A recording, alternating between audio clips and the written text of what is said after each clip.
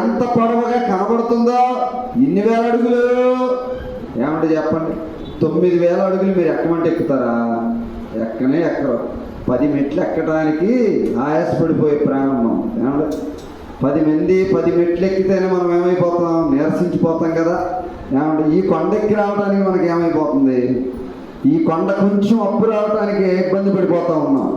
ఇక్కడ ఆలోచన చేయండి. హెర్మోను కొండ ఎన్ని వేల అడుగుల్లో ఉందంట? 9,000 అడుగుల్లో ఉన్న ఈ హెర్మోను కొండ దాటితే ఎదుట ఏమున్నదంటే యోర్దాను ఉన్నది. యోర్దాను దాటాక కనాను అనే దేశం ఉంది. ఈ కనాను దేశమే దేవుని పిల్లలకి ఇస్తున్నాడు. ప్రియమైనటువంటి వాళ్ళారా, పరిశుద్ధత లేకుండా ఏమండి ఈ హెర్మోను కొండ మనం దాటలేమో. ఈ హెర్మోను కొండ దాటితే యోర్దాను ఉన్నది, విలువైన భాగం ఉంది, నది ప్రవాహం ఉంది. దేవుడికి విలువైన, దేవుడు ఆకర్షించే ఈ స్థానములో క్రైస్తవ సంఘమా, నువ్వు ఎంత ఎత్తులో ఎత్తగలుగుతున్నావు? ఎంత ఎత్తుకు వెళ్ళగలుగుతున్నావు? ఈ హెర్మోను 9,000 అడుగులతో నింపబడిన గొప్ప కొండ. ఇలాంటి కొండ దగ్గరికి వచ్చి క్రైస్తవ సంఘమా ఏమడగాలి? ప్రభువా, హెర్మోను కొండ ఎంత ఎత్తుగా ఉందయ్యా, ఎంత ఎత్తైన స్థానంలో ఉంది, పరిశుద్ధంగా ఉంది. మేము కూడా ఇలాగ ఉండే వరుస ఇవ్వు. ఏ వరుస ఇవ్వాలంట చెప్పండి. దేవుడికి నచ్చినటువంటి భాగం ఏంటయ్యా అంటే హెర్మోను కొండ. ఏ కొండ అండి చెప్పండి. కొన్ని పేర్లు ఉంటాయి కదా. హెర్మోను దేవాలయము ఉందా లేదా? ఎందుకు పెట్టుకుంటాం చెప్పండి? ఎందుకు పెట్టుకుంటాం? హెర్మోను స్థాయి ఎలాగుంది? హెర్మోను కొండను బట్టి తెలుసుకునే సంగతి ఏంటి? మొట్టమొదటిగా హెర్మోను కొండ అంటే ఎక్కడుంది అంటే 9,000 అడుగుల ఎత్తులో ఉంది. మరొకటి ఏంటి అంటే లెబానోను పర్వత శ్రేణులకు ఎదురుగా సమాంతరంగా ఉన్న పర్వత శ్రేణుల్లో ఎత్తైన శిఖరం అంట. చెప్పండి. అంటే ఆ ప్రాంతం అంతా ఏమున్నాయని అర్థమవుతుంది? పర్వతాలు. చెప్పండి, ఏముంది? ఏమున్నాయని అర్థం అవ్వాలి అంటే చుట్టుప్రక్కల ఏముంది? పర్వతాలు ఉన్నాయి. ఈ పర్వతాలు అంటే ఏవో చిన్న చిన్న పర్వతాలు కాదు. ఏమంటే చిన్న చిన్న కొండలాగా ఎక్కడం వల్లే. ఏమంటే చిన్న కొండే కదా, చక్కగా ఎక్కేసి దిగిపోవచ్చు, అవునా కదా? మరి అక్కడ ఉన్న కొండలు ఎలాగున్నాయి? ఇప్పుడు చెప్పాను మీకు. ఎన్ని వేల అడుగుల్లో ఉంది చెప్పాలి. ఎన్ని వేల అడుగుల్లో ఉంది చెప్పండి. ఇప్పుడు 9,000 అడుగుల్లో మీ ఇంటి కట్టుకున్నారనుకోండి, కట్టుకుంటారా చెప్పండి? అక్కడ మీకు స్థలం ఇచ్చారనుకోండి, అమ్మా ఈ హెర్మోను కొండ దగ్గర చక్కగా నీకు స్థలం ఫ్రీగా ఇస్తున్నా, ఇల్లు కట్టుకుంటే కట్టుకుంటారా? వద్దులేవయ్య, నువ్వు స్థలం వద్దు, ఏం వద్దు. ఏంటి 9,000 అడుగులు ఎత్తుగలిగిన కొండ మీద మాకు స్థలం ఇస్తావా? భలే చెప్పేవాళ్ళే, నువ్వే ఉంచుకొస్తావు అంటావా లేదు? ఎందుకు? కొండ ఎక్కలేం. అంత ఎత్తైన కొండ ఎక్కడానికి మనకి ఇబ్బంది కనుక ప్రియులరా, ఒకవేళ ఉచితంగా స్థలం ఇచ్చినా మనం వద్దనే చెబుతాం. మనకి ఎలా కావాలి? అందుబాటులో కావాలి, దగ్గరగా కావాలి. ప్రియమైనటువంటి వాళ్ళని గమనించండి. హెర్మోను కొండ ఎలాగుంది అంటే పరిశుద్ధంగా ఉందంట అండి. ఎలా ఉంది అంటే ఏం లేదు, దానికి కళంకము లేదు. చెప్పండి, ఏం లేదండి? కళంకం ఉంటే బైబిల్ గ్రంథంలో హెర్మోను అనే పదానికి ఏం రాయబడి ఉండేది కాదు? పరిశుద్ధత అనేది వ్రాయబడి ఉండేది కాదు. కనుక ప్రియులరా గమనించండి. లెబానోను మానులు అంటే లెబానోను పర్వత శ్రేణులు ఉన్నాయి. పర్వతమాలకు ఎదురుగా ఏమున్నాయంట? దీనికి సరిపోయేటట్టుగా, ఈ పర్వతాలకు సరిపోయేటట్టుగా ఏ పర్వతం ఉంది? హెర్మోను పర్వతం ఉంది. ప్రియులరా అంటే ఏం తక్కువ కాలేదు. ఏం తక్కువ కాలేదు? ఆ పర్వతాలకి ఈ హెర్మోను పర్వతం ఏం తక్కువ కాలే. మనం కూడా ఎప్పుడు తక్కువ కాకుండా చూసుకోవాలి మన భక్తి. మన భక్తి ఎలా కాకూడదు? తక్కువగా కాకూడదంట. సరిపోయేటట్టుగా ఉండాలి. ఎవరికి అమ్మా? ఎవరికి సరిపోవాలి? నీకు సరిపోవాలా? దేవుడికి సరిపోవాలా? దేవుడు సరిపోయేటట్టుగా నీ భక్తి ఉండాలా? చాలే ఈ భక్తి ఎంత ఉంది, నాకు సరిపోద్ది, ఈ మాత్రం చాలే, ఈ రోజుకి ఎంత ఆహారం సరిపోద్ది అనుకోకూడదు. ప్రియమైనటువంటి వాళ్ళరా, మన భక్తి ఎవరికి సరిపోయేటట్టుగా ఉండాలి అంటే దేవునికి సరిపోయేటట్టుగా ఉండాలి. ఇప్పుడు ఈ పర్వతం అంటుంది ఆ లెబానోను పర్వతాలతో నేనేం తక్కువ, నాకు ఎందులో తక్కువ? అందుకనే వ్రాయించారు కదా, పర్వత శ్రేణులున్నన్నిటి పర్వతాల కంటే ఇది కూడా ఏమైపోయింది, సమాంతరం అయిపోయింది. చూసారా? అంటే ఎలా కనబడుతుంది? అది ఎంత ఎత్తులో ఉందో ఇది అంత ఎత్తులో ఉంది. కనుక ప్రియులారా, హెర్మోను అంటే ఎత్తైనది, హెర్మోను కొండ అంటే పరిశుద్ధమైనది. మన బ్రతుకు జీవితం ఎప్పుడు ఎత్తులో ఉండాలి, మనం కూడా పరిశుద్ధంగానే ఉండాలి, మన భక్తి కూడా సరిపోయేటంతగా దేవుడి దగ్గర ఉండాలి. అప్పుడే దేన్నైనా మనం ఏం చేయగలం, సాధించే వరసలోనికి వస్తాం. మొదటి మాటలో హెర్మోను కొండ పరిశుద్ధమైనది.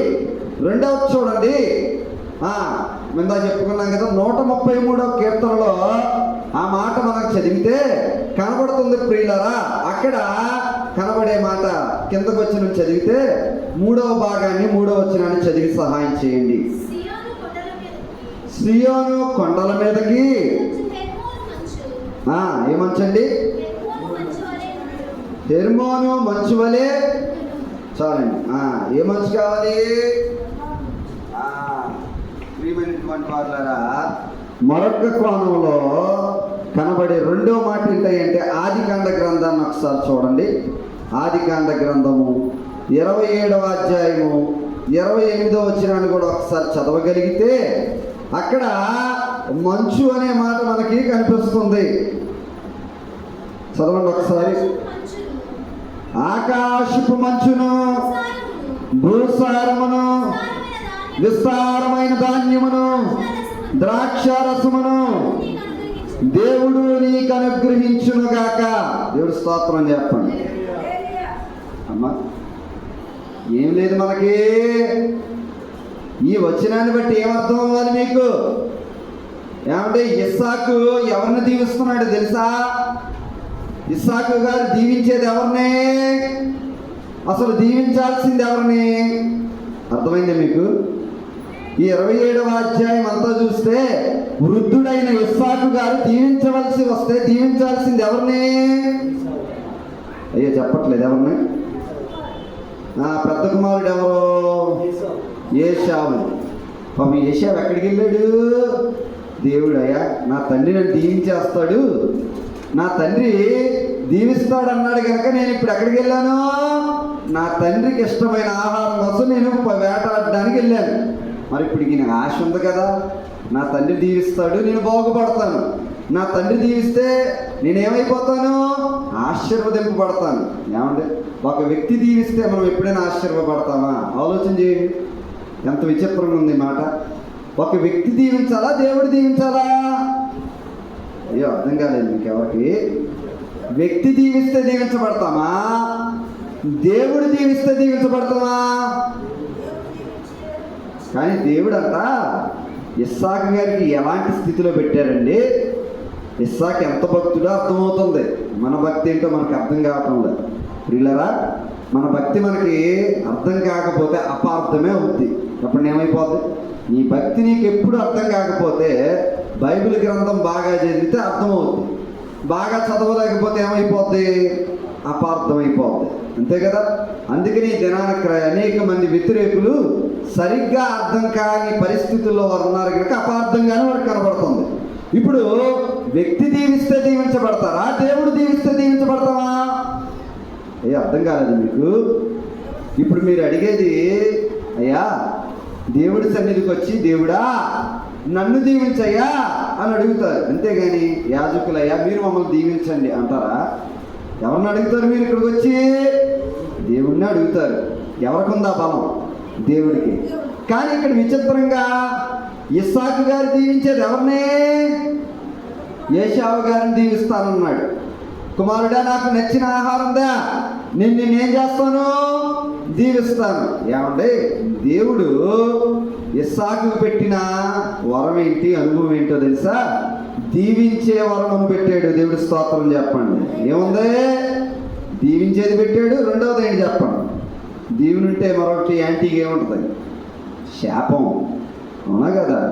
దేవుడి మాట అంటే దీవించబడతావు, దేవుడి మాట లేదు అనుకోండి ఏమైపోతాం? శాపగ్రస్తులమే. అందుకనే దైవజనులు అన్నారు కదా, దీనుడివై వస్తే దీవించబడతావబ్బా అన్నారు. ఎలాగొస్తానంట? ఉందా? మందిరానికి ఎలా రావాలో తెలుసా? గుర్తుపెట్టుకోండి. ఎప్పుడైనా మందిరం క్రమం ఇలాగ వస్తేనే ఈ భాగ్యం దొరుకుతుంది. ఎలాగొచ్చినా మీకు రాదు ఖచ్చితంగా. మీరు రాకపోయినా ఇబ్బంది లేదు. ప్రియులారా, ఎలా రావాలి? దీనుడిగా వస్తే ఎలా రావాలి? దేవుడి దగ్గరికి దీనుడిగా రావాలి. దీనుడిగా, అయ్యా నన్ను దీవించు అని దీనుడిగా వస్తే దీవించబడతాం. కన్నీళ్లతో అడిగితే ప్రభువు కరిగిపోతారు. ఎవరు కరిగిపోతారు? ఎంత బాగుందండి.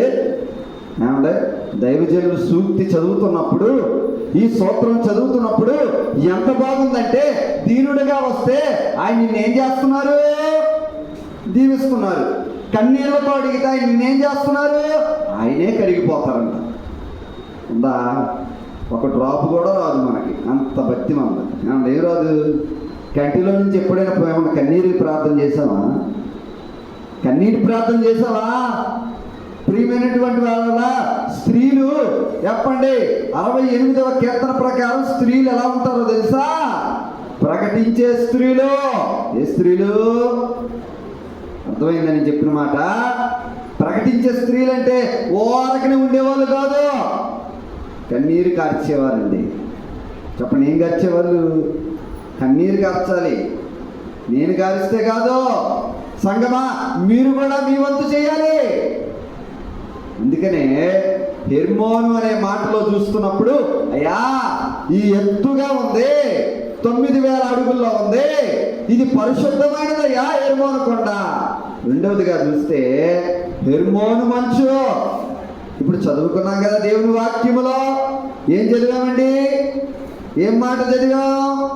28వ వచనములో, 28వ అధ్యాయము 27, 28వ వచనంలో ఏం చదువుకున్నాం? మరలా ఒకసారి చదవండి. ఈ మాట బాగా గుర్తుపెట్టుకోండి.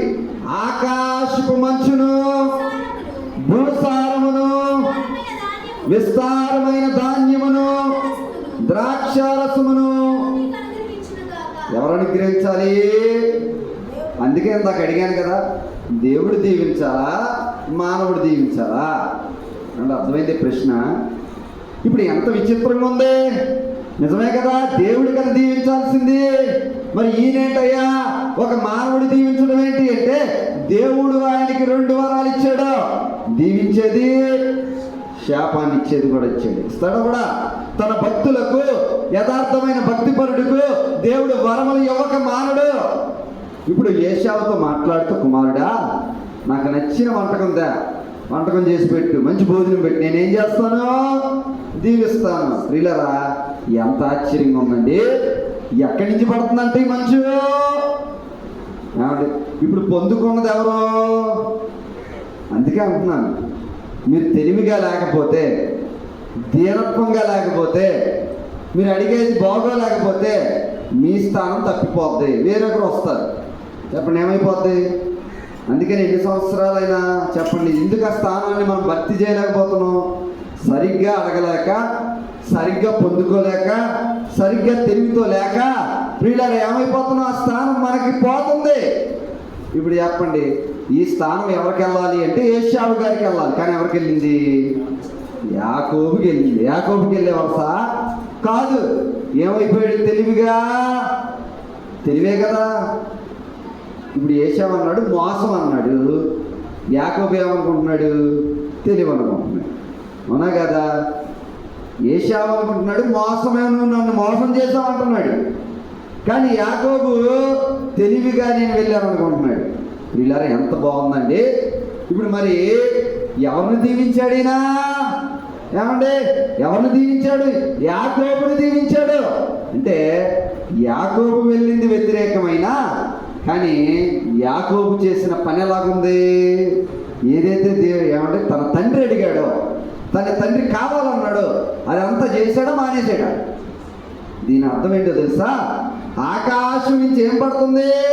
మంచు పడుతుంది. ఆకాశం నుంచి మంచు పడకపోతే భూమికి సారం ఉండదు. ఏముండదండి? అర్థమైందా? ఆకాశపు మంచు పడకపోతే భూమికి సారం రాదంట. ఏమండి, ఇప్పుడు ఈ ఆకాశపు మంచు పడాలి అంటే ప్రియమైనటువంటి వారులారా, ఎండిన నేల సైతం కొంతమంది మీద పడదు. ఏమంటే ఎవరి మీద పడదు? చూడండి, రెండో మాటలో ఏం కనబడుతుందంటే, ఈ ఆకాశపు మంచు భూమి మీద పడితే ఎలాంటి భూమి అయినా, ఎలాంటి ఎండిన నేలైనా, ఎండిపోయిన కరువు కాటకములో ఉన్న భూమి అయినా ఈ ఆకాశపు మంచు పడితేనంట ఏమైపోద్ది? సారం కలిగి ఉంటుందండి. ఎలా ఉంటుంది? అందుకనే 3 మాటలు కనబడుతున్నాయి. ఒకటి, భూసారంతో ఉంటుంది. ఎక్కడి నుంచి పడాలి మంచు? ఏమంటే మంచు ఎక్కడి నుంచి పడిద్ది? ఎప్పుడైనా ఆలోచన చేశారా? మంచు కింద నుంచి వచ్చిద్దా, పైనుంచి వచ్చిద్దా? పైనుంచే కదండి పడేది. పైనుంచి పడకపోతే కాశ్మీర్ వెళ్ళినా, ఎక్కడికి వెళ్ళినా మంచే పడకపోతే మంచు కనబడిద్దా? కనబడదు. ఎక్కడి నుంచి పడాలి? ఆకాశం నుంచి మంచు పడటం చేత, ఆ ఆకాశపు మంచు భూమి మీద పడటం చేత భూమికి ఒకటి ఏమొచ్చిందంటే సారం వచ్చేసిందంట. ఏమొచ్చింది? భూసారం. రెండోది, విస్తార ధాన్యం వచ్చేసింది. సారం వచ్చింది కదా, సారం కలిగిన భూమిలో రెండోది ఏమొచ్చింది? ధాన్యం వచ్చింది. మూడవది, ద్రాక్షారసం వచ్చింది. వచ్చిన భాగాలు అదే చెప్తున్నాయి. ఈ వచనాన్ని బాగా మనం చూస్తే ఏమండి, ఆకాశం మంచుని బట్టి భూసారం వచ్చిందయ్యా. రెండవది, విస్తారమైన ధాన్యం వచ్చింది. మూడవది, ద్రాక్షారసం వచ్చింది. చివరిగా అంటాడు, దేవుడు నీకు అనుగ్రహించునుగాక. ఎవరికి అనుగ్రహించాలి? నీకు ఈ సారం రావటం లేదు అంటే, ఈ మంచు నీ మీద పడటం లేదు అంటే, నీ భూమి సారం విస్తారం కావటం లేదు అంటే, నీ భూమి విస్తరణ, నీ ధాన్యము పండటం లేదంటే ఈ మంచు నీ మీద పడుతుందా? ఏమంటే ఆలోచన చేయి. ఆకాశపు మంచు నీ మీద పడుతుందా? ఆకాశపు మంచు అనగా దేవుని కృప. చెప్పండి, ఎవరి కృప? చెప్పండి. దేవుని కృప మన మీద పడేటట్టుగా నువ్వేం చేయాలి? ఇప్పుడు యాకోబు చేస్తేనే కదా ఎవరు దీవించారు? ఏమంటే యాకోబు గారు ఇంటి దగ్గర వెళ్ళిపోయి, నా నాన్న నన్ను దీవించేస్తాడులే, ఎంతైనా రెండో కుమారుని కదా, నా మీద ప్రేమ ఎక్కువ, దీవించేస్తాడు ఎలాగైనా అనుకున్నాడా? అనుకోలే. ఎవరికి వెళ్ళాలో ఆ దీవెన వారికే. ఏమండి, పెద్ద కుమారుడిని దీవిస్తానని చెప్పిన మాట ఎందుకు మారిపోయింది? ఏమంటే ఎంత వ్యత్యాసంగా ఉంది. ఏమంటే పెద్ద కుమారుడిని కదా ఆయన దీవిస్తానుంది, మరి చిన్న కుమారుడు ఎందుకు దీవింపబడ్డాడు అంటే ఏం చేశాడు? నేను ఈ దీవెన నాకు కావాలి, నా తండ్రి నోటి నుంచి వచ్చే దీవెన నేను పొందుకోవాలి, ఆకాశం మంచు నేను పొందాలి, నా సారం బాగుండాలి, నా సారం విస్తారంగా ధాన్యంతో నింపబడాలి, ద్రాక్షారసముతో నా భూమి ఉండాలి, నా బ్రతుకు జీవితం అంతా సారము కలిగి ఉండాలి. కనుక నేను ఎక్కడికి వెళ్ళాలి? నా తండ్రి దగ్గరికి వెళ్ళాలి. నా తండ్రి దగ్గర నేను తెలివిగా నడుచుకోవాలి. ఏమంటే దేవుని దగ్గరికి వచ్చిన వాళ్ళారా, తెలివి లేకపోతే ఎలా బ్రతుకుతావు? తెలివనే భక్తి లేదనుకో, తెలివనే భక్తి రాకపోతే ఎన్నటికీ నీ స్థానం ఏమైపోద్ది? పోతా ఉంటుంది, పోతా ఉంటుంది, పోతానే ఉంటుంది. గమనించండి ప్రియులారా, అంటాడు కదా, యాకోబులోనికి 3 సారాలు వచ్చినాయి. నేను భూసారం కలిగిన వాడయ్యాడు, ధాన్యం కలిగిన వాడయ్యాడు, ద్రాక్షారసం కలిగిన వాడయ్యాడు. చూసారా? అంటే ఏమొచ్చేసింది? భక్తుడు నోట నుంచి వచ్చిన మాట దీవెనకరంగా మార్చేసింది. ఏ మంచు కురిసింది? చెప్పాలి. ఏ మంచు కురిసింది? ఆకాశం నుంచి మంచు కురవకపోతే మన బ్రతుకు జీవితంలో ఎన్నటికి సారం అనేది రాదు. ఏం రాదంట? అలా రావాలి అంటే ఇలా చెప్పాను కదా, దీనుడు వైరా. ఎలా రావాలి? దీనత్వంతో రా, దీనుడిగా దగ్గరికి రా, దేవుడు దీవిస్తాడు. అంతేగాని దీనత్వం లేకుండా, దీనుడనే వరుస లేకుండా ఎలా దీవించబడతాం? ఎలా మంచు కురిసిద్ది? అలా కురవాలి అంటే దేవుడికంటూ కొన్ని నియమాలు ఉంటాయి. ఆ నియమాలు నువ్వు కూడా ఏం చేయాలి? పాటించాలి. అలా పాటించగలిగినప్పుడు వీడేం చేశాడు? నా తండ్రి దగ్గరికి వెళ్ళాలని నేనేం చేయాలి? కమిట్మెంట్ అనమాట. ఎలాగెళ్ళాలి? ఒకవేళ నాన్న వస్తే ఎలాగెళ్తాడు, నేను కూడా అలాగే వెళ్ళాలి. నాన్న ఎలాంటి ఆహారం తెస్తాడు, ఏ రకంగా చేస్తాడు, నేను కూడా ఏం చేయాలి? ఆ రకంగానే ముందుగానే ఏం చేసుకున్నాడు? తనకంటూ టైం టేబుల్ పెట్టుకున్నాడు, తనకంటూ ఒక క్రమాన్ని పెట్టుకున్నాడు. తన అన్న ఎలాగెళ్తాడో ముందుగానే గమనించి ఏం చేశాడు? అలాగే వెళ్ళాడు. కనుక ఈయనేమైపోయాడు? దీవించబడ్డాడు. కనుక ప్రియులారా, గమనించవలసిన సంగతి రెండవది ఏం చూస్తున్నామంటే, ఎండిన నేల మీద పడిన మంచు ఎలా మారిపోద్ది? చల్లని మంచి మంచిదిగా ఏమన్నా మార్చివేయగలదు. భూసారం కలిగిన సారంగా చెప్పండి, మార్చివేయగలదు. మరొక మాట చూద్దాం. దేవుని వాక్య గ్రంథములు ఆదికాండ గ్రంథంలోనే మనం చూస్తే 27వ అధ్యాయం ఒకసారి చూడండి. అక్కడ కూడా ఇందాక మనం ఏం చదువుకున్నాం? ఆకాశం నుంచి మంచు చెప్పండి ఎక్కడ కురుస్తుంది? ఎక్కడ కురుస్తుంది? భూమి మీద కురుస్తుంది. మనం చూసాం కదా. సరే, ఆదికాండ గ్రంథము 27వ అధ్యాయము చూడండి ప్రియులరా. 3వ మాటలో చూస్తున్నప్పుడు 39వ వచనం ఒకసారి చూద్దాం. నీ నివాసము భూసారము లేకయు పై నుండి పడు ఆకాశపు మంచు లేకయు నుండును. చాలండి. ఇప్పుడు దీవెన అంటారా శాపం అంటారు? అయ్యో చెప్పటం లేదు. ఇందా చెప్పాను కదా, ఇస్సాకు గారికి ఎన్ని ఉన్నాయి వరాలు? 2 ఉన్నాయి. ఒకటి ఏంటి? దీవించేది ఉంది. రెండోది ఏంటి? శాపం అన్నమాట. ఇప్పుడు చెప్పండి, దీవెన అంటారా శాపం అంటారా? ఏమంటాం? ఏమంటే ఎలాంటి దీవెన కావాలనుకుంటారా మీరు? చెప్పండి. అయ్యా మాకు కూడా ఏశావు వంటి దీవెన మాకు కావాలయ్యా. ఏశావు గారికి ఎలాగైతే ఇస్సాకు గారు ఇచ్చారు మాకు కావాలని అనుకుంటారు మీరు? అనుకోరు. ఏమంటే ఇప్పుడు ఈయన వచ్చి పాపం తండ్రి దగ్గర అడుగుతూ, అయ్యా తండ్రి నాకు ఒక్కటైనా ఉంచు, ఒక్క దీవెనైనా ఉంచావు కదా, ఒక్క దీవెనైనా నన్ను దీవించు. ఏమంటే భక్తుడు నోట నుంచి వచ్చే దీవెన ఎంత పవర్ఫుల్గా ఉంది, ఎంత శక్తివంతంగా ఉంది, ఎంత బలంగా ఉంది అంటాడు. ఏశావయ్యా తండ్రి ఒక్క దీవెనైనా నా కోసం ఉంచలేదా, నన్ను దీవించు అంటే చెప్పండి. మొదటి దీవెన ఎవరికి వెళ్ళిపోయింది? యాకోబుకి వెళ్ళిపోయింది. మరి రెండోది ఏంటి? శాపం. చూసారా? 2వ భాగంలో మనం చూస్తే నీ నివాసం భూసారం లేకుండా ఉంటుంది. ఎలా ఉంటుంది? అది చెప్పటం లేదు మీరెవరు. ఎలా ఉండాలి? భూసారం లేకుండా. ఏమంటే ఏ సారం లేదు? 3వ మాటలో పైనుండి వచ్చు ఆకాశం మంచు లేక యుండును. ఏం లేదంట, ఇంక పైనుంచి ఏం కొరటం లేదు ఏశావు మీద. చెప్పండి. ఇప్పుడు ఈయన ఎవరికి కుమారుడు? ఇస్సాకు కుమారుడే. యాకోబు ఇస్సాకు కుమారుడే. ఈయన జ్యేష్ఠ కుమారుడు. కానీ ఒకళ్ళ మీద ఏం కురుస్తుంది? మంచు కురుస్తుంది. ఒకళ్ళ మీద కొరటం లేదు. చెప్పండి. ఇప్పుడు చేయడం లేదు. మందిరంలో మీరు వచ్చారనుకోండి, మందిరంలో మంచు ఒకరి మీద కురిస్తే మీకు ఎలా ఉంటుంది? అయ్యో బాగుంటుందా? దేవుడు ఎంత అన్యాయంగా ఉన్నాడు. వాళ్ళంటేనే ఇష్టం దేవుడికి. ఒకరి మీద మంచు కురిపించి నా మీద ఎందుకు కురిపించడం లేదు అంటామా లేదా? ప్రియులరా గమనించండి. ఏశావు మీదకి ఇంకేం రాదంట. ఆకాశం నుండి వచ్చే మంచు ఏశావుని తడపదు. ఎందుకంటే దీవెన పోయింది, భాగ్యం పోయింది, వచ్చే బహుమానం పోయింది. మరి ఏముంది ఆయనకి? ఎక్కడికి వెళ్ళినా సారం ఉండదు. ఏముండదు చెప్పండి. అక్కడ ఉంటేనే సారం ఉంటుందా? ఎక్కడికి తిరిగినా సారం ఉంటుందంటే ఎక్కడా సారం కనబడదు. ఆయన వెళ్ళే చోట సారం కనబడదు. వీళ్ళరా గమనించండి. కారణం ఏంటంటే పైనుండి ఏం కొరటం లేదు? మంచు కొరటం లేదు. మంచు ఒక కోణంలో ఎలాగుంది చెప్పండి? మంచు ఎలాగుంది? ఒక కోణంలో దీవెనగా ఉంటుంది కదా, ఆశీర్వాదంగా ఉంటుంది కదా. మరి ఇలాంటి మంచు యాకోబు కోరుకున్నప్పుడు యాకోబు నెత్తి మీదకి వచ్చింది, యాకోబు గారి శిరస్సు మీదకి వచ్చింది. యాకోబు సారం పెరిగింది, ధాన్యం పెరిగింది, ద్రాక్షారసం పెరిగింది, తన జీవితం అంతా మారిపోయింది. ఏశావు మరి ఏం చేశాడు?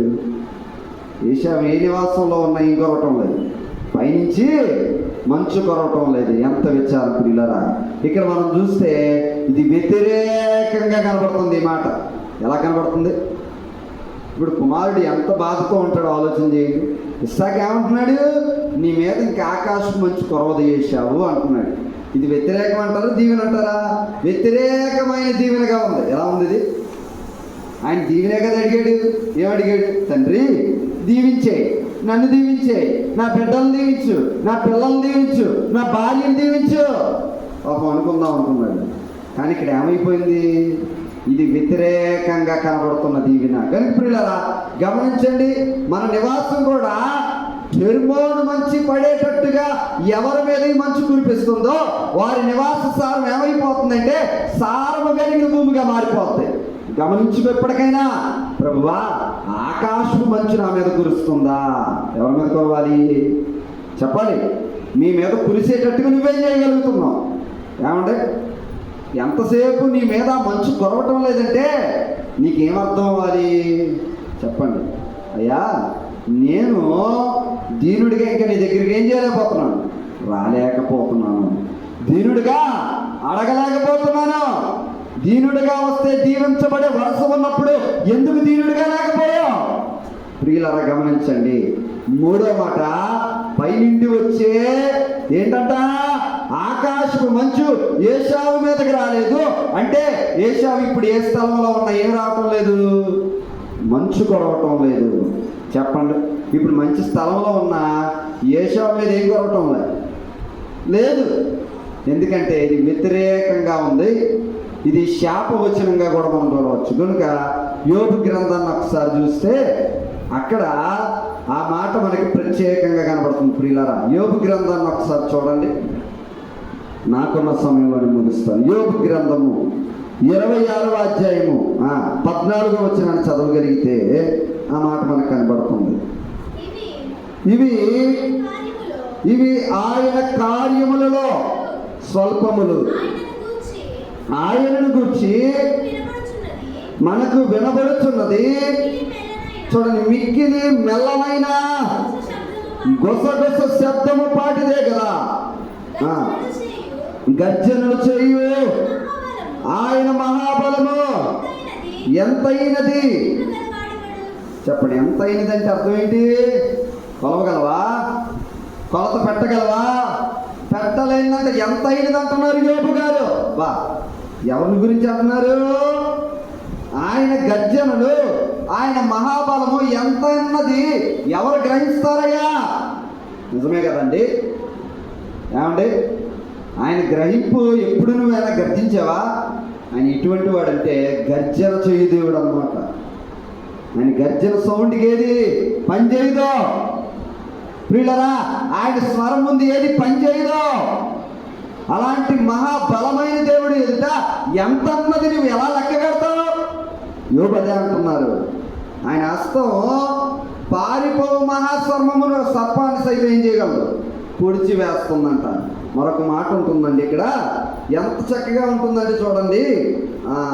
ఒకసారి ఆ మాట చదువుతా ఉన్నప్పుడు చూడండి, ఆయన ఊపిరి అనే మాట ఉంటుందా? 13వ వచనం చదవండి. చూడండి, బాగుంది ఈ మాట, ఎంత బాగుందో. ఆయన ఊపిరి విడవగా ఆకాశ విశాలములకు చాలండి ఏమొచ్చేసిందంట. అబ్బా, అందుకనే సృష్టి ఆయన చేసిన భాగ్యం ఎంత బాగుందో. ఆయన ఏమిచ్చాడు? ఆ ఊపిరి అంటే ఆయన శ్వాస. ఏమంటే శ్వాస తీసుకోకుండా ఉంటారా? ఒక గంట సేపు ఉంటే మనం ఏమైపోతాం? అమ్మ చెప్పండి, మనం ఉంటాం చెప్పండి అమ్మ. ఇక్కడ ఎవరైనా అయ్యగారు గంట సేపు నేను ఉండగలనంటే ఉండగలరా? ఇప్పుడు ఏమొచ్చింది? లేని పోంది అప్పుడు మందిరంలో ఏదైనా అయిందనుకోండి, ఎవరికి బాధ? మళ్ళా యాదగిరి బాధ. అవునాగా, గంట సేపు మీరు ఏం తీసుకోకుండా ఉండగలరు? శ్వాస తీసుకోలేరు. అది అవదన్నమాట. ఏమిటి ఇది ఆడకపోతే ప్రతి సెకండ్ కూడా ఏం తీసుకుంటున్నాం? ఊపిరి తీసుకుంటున్నాం. దేవుడు అన్నాడు ఆయన తీసుకుని ఈ సమయంలోనట ఆయన ఊపిరి విడవగా ఈ చెప్పండి దేనికంత వచ్చేసింది? ఆకాశమున్న పైకప్పుకంతటికి విశాలానికి అందం వచ్చేసింది. ఎంత బాగుందండి. యోబు గారు ఎంత చక్కగా వర్ణన చేస్తా ఉన్నారు. ఎంత చక్కగా ఉంది ఈ మాట. ఆయన ఊపిరి విడుస్తూ ఉంటే ఆకాశానికి ఏమొచ్చింది? అందుకని కొన్ని సందర్భాల్లో ఆకాశాన్ని చూసినప్పుడు చాలా అందంగా మారిపోతూ ఉంటుంది. మారితే ఎప్పుడైనా చూసారా? నీలి రంగులో మారగలదు. ఏమంటే ఏ రంగులో? ఆ నీలపు రంగు తన అందమును చూపిస్తుంది. ప్రియమైనటువంటి వారులారా, మరొక కోణంలో హెర్మోను మంచుకు ఉన్న బలం ఏంటో తెలుసా? దీవెన. హెర్మోను మంచుకి ఏముందంట? ఆ బలము, దానికి ఉన్న బలం దీవెనే. ఆ దీవెన పెట్టింది ఎవరు? దేవుడే. ప్రియమైనటువంటి వారులారా, కనుక మూడో మాటలో చూస్తే ఆకాశం నుంచి ఏం కురవాలనుకోవాలి మనం? అయ్యా మంచు నా మీద కురవాలి. ఈ మంచు, ఈ ఆశీర్వాదం, ఈ భాగ్యం నా మీద, నా బిడ్డల మీద కురిసేటట్టుగా నేను దీనుడిగా వస్తాను ప్రభువా. ఎలా రావాలి? అలా వస్తున్నావా? మందిరానికి ఎలా రావాలిందో చెప్పాను. దీనుడిగా రా. ఎలా రావాలి చెప్పండి? దీనుడిగా రా. నీకు నచ్చినట్టుగా నువ్వు రావద్దు, నీకు నచ్చినట్టుగా నువ్వు వెళ్ళకు. ఎలా రావాలంట? దైవజనుల సూక్తుల్లో ఒక అమూల్యమైన సూక్తి, దీనుడిగా వస్తే దీవించబడతావు.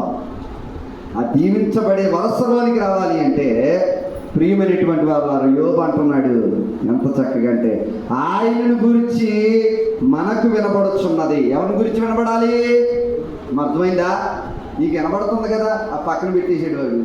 పాతిదారి నీ ఇంటికి నీ సొమ్ముకి ఇదే వినబడింది, అవునా కదా? నువ్వు వద్దన్నా నువ్వు కాదన్నా ఇది నీ సొమ్ములోనికి వస్తానే ఉంటుంది. కానీ నేనంటున్నాను, యోబు గ్రంథంలో నా యోబు భక్తుడు అన్నాడు, ఆయనను గురించి నీకు వినపడాలి. ఎవరి గురించి అంట? దేవుని గురించి. అసలు నీకు ఏం వినపడుతుంది? అసలు దేవుని గురించి వినపడేదేంటి? వినపడేటట్టుగా నీకు వినపడితే దేవుడు అంటున్నాడు, భక్తుడు అంటున్నాడు, అయ్యా నీ స్వరం వినబడుతుంది, నీ గానం వినబడుతుంది, నీ శబ్దము నీ గర్జన వినబడుతుంది, అందుకని నీ బలమును నేను ఎంతన్నది లెక్క కట్టలేను. చెప్పండి, ఏం చేయలేమంట? అసలు ఎంతన్నది నువ్వు ఎలా లెక్క పెడతావు? పలానా మీటింగ్ పెడతానో, పలానా సభ పెడతానో, ఎంతమంది వస్తారని లెక్క ఉంటుంది. ఏమండి? దేవుడి యొక్క బలాన్ని ఎవడో లెక్క కట్టలేడు, లెక్క కట్టలేడు కూడా. ఎందుకంటే ఎంత అన్నది చెప్పండి లెక్క వేయటానికి మనం సరిపోమంట. కనుక ప్రియమైన వాళ్ళారా, కనుక 3వ మాటలో పైనుండి వచ్చారు, పైనుండి వచ్చి ఆకాశం మంచు మన మీద కురవకపోతే ప్రయోజనం ఉందా? చెప్పాలి. ఈ మంచు నీ మీద కురవటం లేదే, ఈ మంచు అనే దీవెన నీ మీదకి రావటం లేదు. ఈ మంచు కురవటం కారణం చేత నీ భూమికి సారం లేదు, నీ భూమి సారం లేకపోవడం చేత ధాన్యము రాదు. ధాన్యము లేని కారణాన ద్రాక్షారసం ఉండదు. అంటే దేవుడితో ఏం లేదు, బలం లేదు, అనుభవం లేదు అన్నమాట. కనుక ప్రియులారా ఆలోచించండి, అయ్యా ఈ మంచు నా మీద కురవాలి. ఈ మంచు ఏమంటే అందరి మీద కురవాలా, కొంతమంది మీద కురవాలి? అందరి మీద కురవాలంటే నువ్వు ఎలా రావాలి? అసలు నేను ఎలా రావాలి? ఆయన గురించి నేను ఎలా రావాలి అంటే దీనుడిగా ఎక్కడి నుంచైనా నీకు నచ్చినట్టుగా ఎప్పుడు రావద్దు. ఒకవేళ నువ్వు వచ్చినా దాన్ని బట్టి ప్రయోజనం ఉండదు. కనుక ప్రియులారా దీనుడిగా రా. ఎక్కడి నుంచైనా దేవుడు ఖచ్చితంగా ఏం చేస్తారు? యాకోబు గారిని దీవించిన వ్యక్తులుగా నిన్ను కూడా దేవుడు ఏం చేస్తారు? దీవిస్తారన్నమాట. చివరిగా సామెతల గ్రంథాన్ని చూసి ముగించుకుందాం. ఇంకా చాలా విషయాలు ఉన్నప్పటికీ మరొక మాట చదువుకొని ముగించుకుందాం. సామెతల గ్రంథము అక్కడ చూడండి, 3వ అధ్యాయం ఒకసారి చూడండి ప్రియులారా. సామెతల గ్రంథం 3వ అధ్యాయం 20వ వచనాన్ని కూడా పరిశీలన చేస్తే ఏమంటే ఎంత బాగుందన్నమాట. చూడండి ఒకసారి. ఆయన తెలివి వలన అగాధ జలములు ప్రవహించుతున్నవి, మేఘముల నుండి మంచు బిందువులు. చాలండి, ఈ బిందువులంట. 4వ మాట ఆయన తెలివి. ఎవరి తెలివి? కొంతమంది వాళ్ళ తెలివిని ఉపయోగిద్దాం అనుకుంటారు, కానీ అది అవుద్దా? ఏమన్నా సొంత డైరెక్షన్లు ఏమన్నా అంటాం కదా. ఒక్కొక్కసారిలో నీకు తెలివితేటలు ఏమైపోయినాయి? అతికి తెలివితేటలు ఎక్కువైపోయినాయి అంటాం. ఏ తెలివితేటలు అంటారు? ఉన్నదే సరిగ్గా కాపాడుకోలేడు, దానికి ఇంకా మేకప్లు ఆయి చేసి ఏమంటాం అప్పుడు అని చూసి మనం నీకు అతికి తెలివితేటలు ఎక్కువైపోయినాయిరా అంటాం. అవునా కదా ప్రియుల? ఇప్పుడు ఇక్కడ ఈ తెలివి గురించి మాట్లాడాల్సి వస్తే సొలొమోను భక్తుడు అంటూ 20వ వచనంలో ఆయన తెలివి అంట ఎలా ఉందో చెప్పండి. అగాధ జలములను ప్రవహించేటట్టున్నాయి. అబ్బా నిజమేనండి. ఆయన తెలివి లేకపోతే జలాలకి ఏం లేదు, ప్రవాహం లేదు, ఎటు వెళ్ళాలో తెలియదు, ఎందులో గెలవాలో తెలియదు. నేను అంటాను అలాంటి ప్రవాహానికి దేవుడు ప్రవహించే శక్తినిచ్చి ఏమండి ఒక సమమైన మార్గాన్ని ఇచ్చాడు కదా. మరి నువ్వు ఎలా ప్రవహిస్తున్నావు? నీ గమ్యం ఎక్కడికి వెళ్తుంది? అసలు నువ్వు వెళ్ళి ఎందులో కలుస్తున్నావు? ఏమండి అగాధ జలములు అంటే ఎక్కడ ఉంటాయి? అర్థమైందా? అగాధ జలములు ఉండే ప్లేస్ ఎక్కడ? ఏమండి కిందన. ఇలాంటి కింద చోట నుంచి అగాధ జలములు ఎక్కడికి వెళ్తున్నాయి? వెళ్ళే పరిస్థితుల్లో వెళ్ళే స్థానానికి దేవుడు కలుపుతుంటే ఏమండి దేవుడు వాటికి ఏం చెడు గమ్యాన్ని ఇచ్చి నడిపిస్తూ ఉంటే మానవుడిని దేవుడు నడిపించడా? ప్రియులను ఆలోచన చేయండి. 4వ మాట ఆయన తెలివి. దేవదాసయ్య గారు అన్నారు చక్కని మాట. ఏమంటే గాఢమైన లోక జ్ఞానము కంటే నిన్ను నీవు తెలుసుకొని ఉన్న స్వల్ప జ్ఞానమే దేవుని దగ్గరకు తీసుకుని వెళ్ళగలదబ్బా అన్నారు. చెప్పండి, ఏ జ్ఞానం? గాఢమైన లోక జ్ఞానం కంటే నిన్ను నీవు తెలుసుకొని అన్న స్వల్ప జ్ఞానం దేవుని దగ్గరికి ఏం చేస్తుందంట. అందుకని అంటాం లోకములో చెప్పండి విచిత్రమైన జ్ఞానం ఉంది. ఏ జ్ఞానం ఉంది లోకములో? చెప్పండి భయంకరమైన జ్ఞానం ఉందని కూడా చెప్పవచ్చు. ఇప్పుడు భక్తుడు అంటూ సొలొమోను భక్తుడు ఏమంటే ఆయన తెలివిని బట్టి ఈ అగాధ జలాలు ఏమైపోతున్నాయి, ప్రవహిస్తున్నాయి. ఏమంటే అంత పెద్ద పెద్ద జలాలు ప్రవాహాలు ప్రవహిస్తున్నాయి, కానీ మనం ఏం చేయలేకపోతున్నాం, ప్రవహించేటట్టు చేయలేకపోతున్నాం. ఇది విచారం. ఏమంటే ఒక మానవుడు ఎందుకు ప్రవహించలేకపోతున్నాడు, ఒక మానవుడు దేవుడి దగ్గర ఎందుకు కలవలేకపోతున్నాడు? ప్రియులారా ఆలోచన చేయండి. ఎందుకంటే తెలివి వారు భూలోకంలో కావాలనుకుంటున్నారు. భక్తుడు దైవజనులు దేవదాసయ్య గారు అన్నారు, ఎంత గాఢమైన జ్ఞానం ఉంటే అది దేవుని దగ్గరికి తీసుకెళ్తే అది లోక జ్ఞానంలోనికి వస్తుంది. నీ దగ్గర ఉన్న స్వల్ప జ్ఞానం, తక్కువ జ్ఞానం ఎక్కడ తీసుకొస్తుందంట, దేవుని దగ్గరికి తీసుకుని వస్తుంది. చూసారా ప్రియులారా ఎంత బాగుంది. అంటే ఈ లోక జ్ఞానం ఎంత ఉన్నా ఎవరి దగ్గరికి రాదు. ఇప్పుడు లోక జ్ఞానం ఉంటే ఎవరికి అనుకుంటావు, నేనే రాజు, నేనే మంత్రి, ఆ దేవుడు ఎవరిని అనుకుంటామా లేదా అంటాడు కదా. లోక జ్ఞానం విడిచిపెడితే స్వల్ప జ్ఞానము, తక్కువ జ్ఞానం అన్నా ఇది దేవుడి దగ్గరికి నిన్నేం చేయగలదు, తీసుకొని రాగలదు. కనుక ప్రియులారా మరొక మాటలో చదవబడిన మాట ఇక్కడ మనం చూస్తాం కదా. కింద మాటలో చూస్తే మేఘముల నుండి మంచు బిందువులు కురుచున్నాయి. ఏ బిందువులు అంట? ఎప్పుడైనా చూసారా మంచు బిందువులు? చూసారా చూడలేదా? ఉదయకాలం మంచు కురిసేటప్పుడు వెళ్ళి చూసారా? అయ్యో చూసారా చూడలేదండి? అమాయకులు లెక్కున్నారు. మంచు పడడం కూడా ఎప్పుడు చూడలేదు మీరు? చలికాలంలో ఈ ప్రాంతం అంతా మంచు పడదా? దేవుడిది మంచి ఆపే, ఏం ఆపేది ప్రాంతానికి బాగుంటుందండి. ఎప్పుడు తెలుస్తుంది. వర్షం ఆపేసమ్మా మంచు ఆపేస్తే ఎలా ఉంటుంది? దేవుడు వర్షాన్ని గడితే చాలు ఇంకా ఆగిపోతాయి అన్నీ. వీళ్ళని గమనించండి, ఉదయకాలమందు మంచు కురిస్తే చెట్ల మీద మీరు చూసారు చిన్న చిన్న బిందువులు పడుతూ ఉంటాయి. ఏ బిందువులు అయ్యి? మంచు బిందువులు అంట. ప్రియులారా నేను చదివిన మాటలో సెర్చ్ చేసినప్పుడు ఇక్కడ డాక్టర్ హెల్త్ అని బెనిఫిట్స్లో ప్రియులారా నివేదిక ఇచ్చారు. ఏంటంటే ఉదయకాలమందు ఆ మంచు బిందువులు ఏవైతే పడతాయో ఆ నీటిని సేకరించి మన ముఖానికి రాసుకుంటే ముఖం ఏమైపోద్దంట, చర్మం చాలా చక్కగా ఉంటుందంట. అలాగనే ఆ నీటి బిందువులు మనం సేకరించి పాత్రలో బట్టి మనం ఆ నీటిని తాగినప్పుడు ఎంతో ఆరోగ్యంగా, ఎంతో చురుకుగా, చెప్పండి ఎనర్జీగా చెప్పండి ఎలా ఉంటాం. కొంతమంది ఇప్పుడు బలహీనంగా ఉంటారు కదా, చురుకుదనం లేకుండా ఉంటారు కదా. ఇప్పుడు ఇలాంటి నీటి బిందువులు తాగటాన్ని బట్టి ఆరోగ్యానికి కూడా ఏమవుతాయంట. నిజమే, వాటిని ఏముండదు, ఫిల్టర్ చేయవసరంలే. ఎక్కడి నుంచి ఫిల్టర్ అయ్యింది? ఆకాశం నుంచి అన్నమాట. ఈ మంచు బిందువులు తాగడం బట్టి నీ చర్మం మారుతుంది, నీ ఆరోగ్యం మారిపోతుంది. చూసారా పిల్లరా? పుష్కలంగా ఉంటాయంట ఆరోగ్యానికి కావాల్సిన చెప్పండి ఈ వనరులు. కనుక ఇలాంటి మంచు బిందువులను బైబిల్ గ్రంథంలో మనం చూస్తున్నప్పుడు ఎక్కడి నుంచి వస్తుంది? మేఘముల నుండి మంచు బిందువులు కురుస్తున్నాయి. అంటే ఎక్కడి నుంచి రావాలి? ఎక్కడి నుంచి రావాలి? మేఘము అనగా దేవుని సన్నిధి అని గమనించాలి. ఎవరి సన్నిధి అంటాడు కదా మోషే, దేవా నీ సన్నిధి రాని ఎడల నేను ముందుకి వెళ్ళను. అప్పుడు పగల ఏమైపోయింది? మేఘస్తంభం ఉందా లేదా? ఈ మేఘస్తంభములో నుంచి ఈ మంచు బిందువులు ఎవరు కోరుకుంటారో, ఎవరు కావాలనుకుంటారో, ఎవరు తాగాలనుకుంటారో వారి భక్తి జీవితం ఆరోగ్యకరంగా ఉంటుంది, వారి భక్తి జీవితం సౌందర్యంగా ఉంటుందన్నమాట. చెప్పండి, శరీరానికి బహిరంగంగా తాగే మంచి బిందువులు చెప్పండి ముఖానికి అందాన్ని ఇస్తున్నాయి, శరీరానికి ఆరోగ్యాన్ని ఇస్తున్నప్పుడు నేను అంటాను పరలోక భక్తిని ఏమంటే పొందుకోవాలి అంటే, మనం భక్తి పరులుగా మారాలి అంటే ఈ మంచి బంధువులు సన్నిధి అనే బిందువులు ఎప్పుడైతే పొందుకుంటావో ఏమైపోతాం? మన భక్తి ఆరోగ్యంగా ఉంటుంది, మన ఆత్మ కూడా అలా ఉంటుంది, ఆరోగ్యంగా ఉంటుంది. కనుక నాలుగో మాట ఎవరి తెలివి కనపడుతుంది? అమ్మా ఎప్పుడు నీ తెలివి పెట్టకు. నీ తెలివి పెట్టాలని చూడద్దు, అది దేవుడి దగ్గర పని చేయదంట. ఎవరి తెలివి కావాలి? ఆయన తెలివి. ఎక్కడికైనా వెళ్తున్నావా? ఆయన తెలివే. ఏ పని చేయాలా? ఆయన తెలివే. ఏదైనా నువ్వు అడగాల్సింది ఎవరిని? దేవా నీ తెలివిలో, నీ జ్ఞానంలో నన్ను కూడా నడిపించు.